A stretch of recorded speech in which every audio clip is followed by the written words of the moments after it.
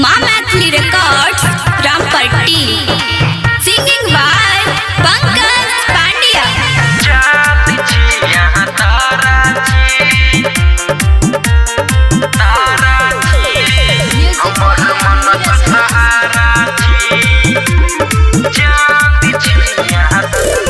चांद छी यहाँ तारा छी हमर मनक सहारा छी।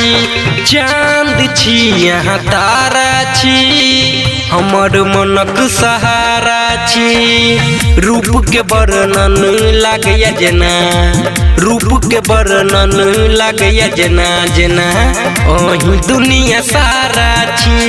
चांद छी यहाँ तारा छी हमर मनक सहारा छी। चांद छी यहाँ तारा छी हमर मनक सहारा छी। चांद छी यहाँ तारा छी माँ मैथिली रिकॉर्ड्स रामपट्टी हमर मनक सहारा छी। चांद छी यहाँ अहाँ के बिंदिया के चमक सँ हमर मन ई इजोत होइया। अहाँ के बिंदिया के चमक सँ हमर मन ई इजोत होइया। ठोरक लाली देख यहाँ के हमर धड़कन बढ़ैया। देख के सूरत लागल, देख के सूरत लागल जना ओही मनक प्यारा छी। चांद छी यहाँ तारा छी हमर मनक सहारा छी। चांद छी यहाँ तारा छी हमर मनक सहारा छी।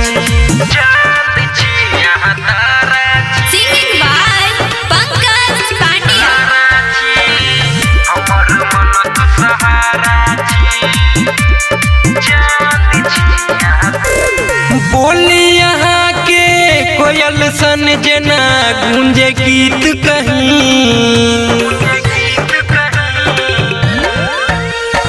बोली यहाँ के कोयल सन जना गूंजे गीत कहीं।